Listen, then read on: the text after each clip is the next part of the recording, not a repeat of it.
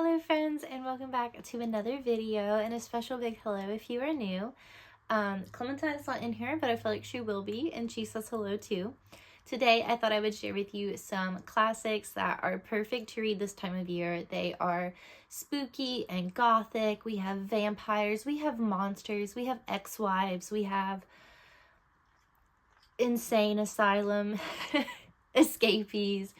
We have the whole thing, imaginative young women. You can think of it, we've got it for this video. So, without further ado, we'll go ahead and get into the video. But, just as a little bit of a disclaimer, this is steaming up my glasses. I am not a, scary, horror, spooky kind of person. I don't like thrillers. It's just not my cup of tea. So, if you are a little bit of a chicken like I am, then none of these books should keep you up at night, except waiting and reading to see what happens at the end. So, let's get to it.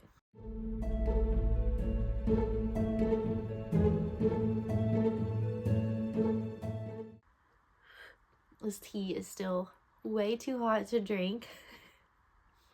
It is steaming up my glasses so bad. But it smells really good, and it's festive for the video. Alright, so let's go ahead and get started. Here's our stack.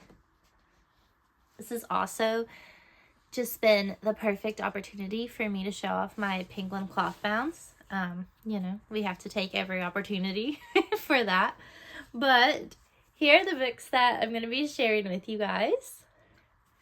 And I'm going to start with what I think is the spookiest of them all. And that is Bram Stoker's Dracula. This tells the story of a young man named Jonathan. He is going to Count Dracula's estate to help him settle his estate. And it's in Transylvania. And when he gets there, a lot of really eerie and creepy things start going on, and he begins to realize that Count Dracula is not human and he is something far more sinister.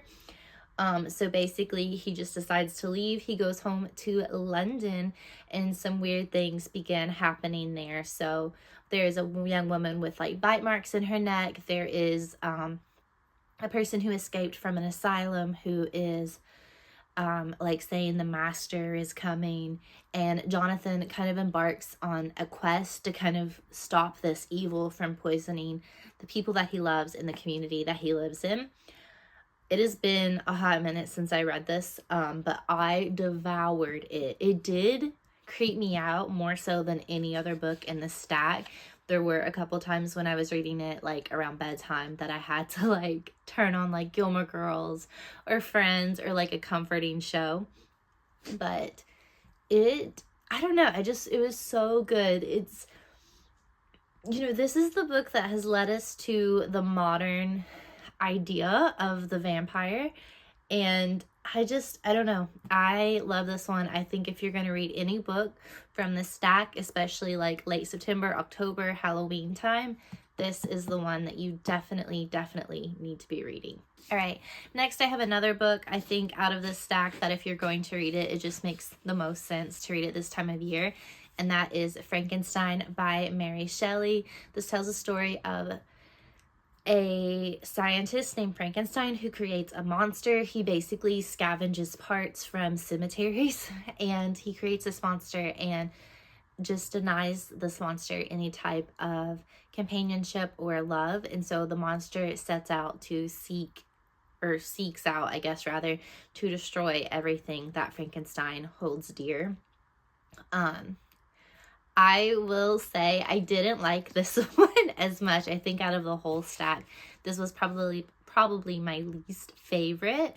And I think that's because it was just so evil. There was no, redemption that happened. It was just, I don't know, that kind of took away from the story. I still appreciated it. I can't believe that Mary Shelley was only 19 when she wrote it.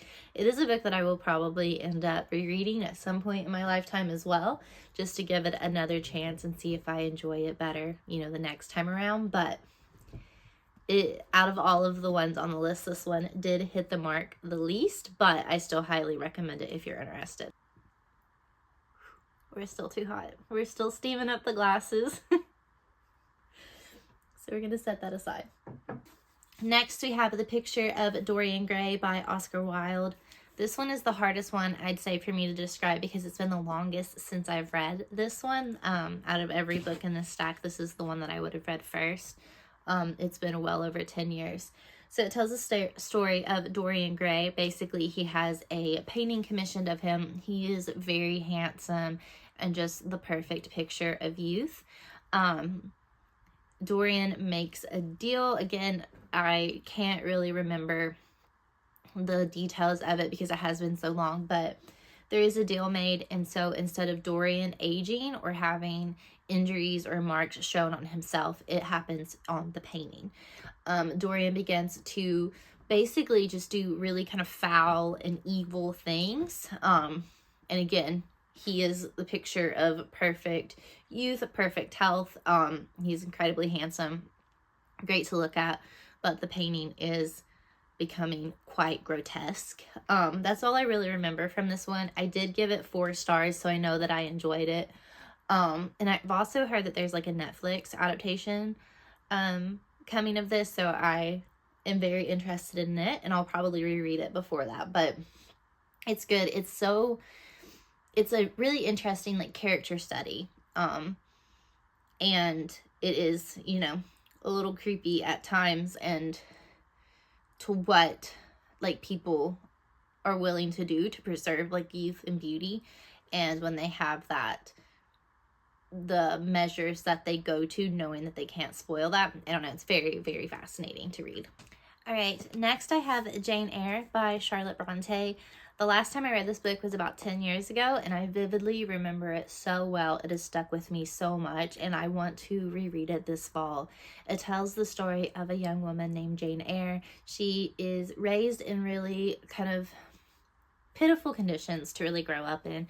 She lives with her aunt and is quite abusive to her, and then she goes to live in a girls' home where she studies to become a governess, and of course there are some traumatizing things that happen to her as well. She is hired by Mr. Rochester to take care of his ward and to be her governess. And while she's there, she begins to fall in love with Mr. Rochester, but is realizing that everything is not as it seems at his estate, which I think was Thornfield Hall. My mouth wants to say Netherfield, but I know that's not right. That's Pride and Prejudice, but I think because I talk about that so much. But anyway, Thornfield, I believe. This book is so good. It's a coming of age story, I think, at its heart, because you follow Jane from such a young girl, and she really comes into her own. It's really empowering, especially for the time that it was written, to see Jane overcome the obstacles in her life, and she really is able to kind of step back and say like, no, I don't like this. I don't know. There's a really beautiful quote in there about her being a bird and how like nothing can ensnare her. I don't know. It's so good. I highly recommend this one.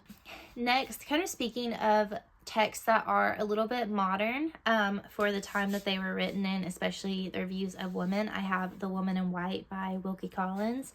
I read this last fall as my spooky classic, and I loved it.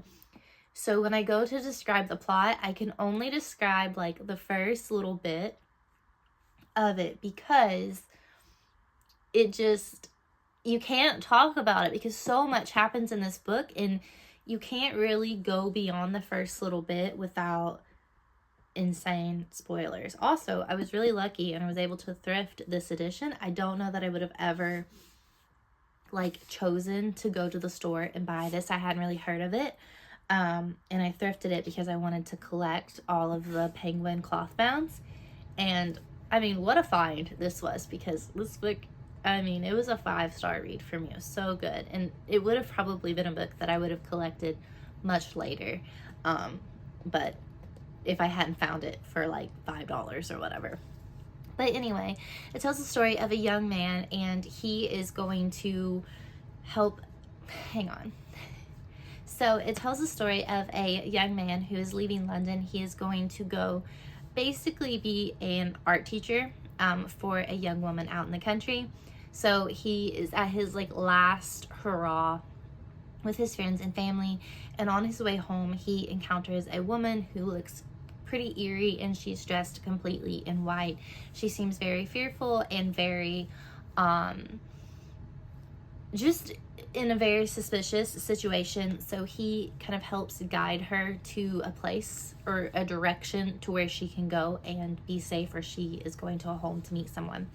And as he's walking back to his house, he runs into some police officers who are looking for a woman who had just escaped from asylum. And so he goes out to the country, and that's kind of all that I can really describe. But basically the woman in white who he meets on the road does come into play once he is out of London. And it is an adventure. Like, so much happens in this book. We are going all over the place. We are running away from villains. Like, it is so good. It's such a great adventure, and it has that little bit of like mystery and eeriness as well to it. Ending off on a happier note, I have Northanger, I think it's Northanger, Abbey by Jane Austen. This is a book that I read multiple times. It tells the story of a young woman who is she has an obsession with novels, and novels that pretty much have a hero coming in and saving this like damsel in distress. So she goes to Bath, where she meets Henry Tilney and his sister. She falls in love with Henry, and his sister invites, what is her name? I cannot think of what her name is. Catherine. So Henry's sister invites Catherine, who's our heroine, to go back to their estate. So while she's there, Catherine begins to piece together this story that Henry's father murdered their mother. And it's kind of what's the right word? So it's like a parody of a Gothic novel. So it's not exactly a Gothic novel, but it is kind of making fun and having fun with the premise of a Gothic novel. Catherine is getting carried away because she wants her life to be like the stories that she's read, and it actually does come back to kind of backfire her. But this is just a cozy, fun little Jane Austen read. It isn't anything too stressful. It's mostly humorous because, like I said, it's more of a parody than an actual Gothic novel. And this is one that you could also count on to have a happy ending because it is Jane Austen. It looks like Clementine decided to join us right at the end. Thank you so much for being here and listening to me babble on about books. I appreciate it so much, especially if you watch to the end, or if this is not your first time watching one of my videos. My corner of the internet is so small, but I am really thankful for it. And I guess I will see you guys in my next video. We're going to do a taste test and see if this is cooled down enough to drink. It's still quite warm, but it is a really good drinking temperature for tea. So anyway, I will see you guys in my next video. Bye.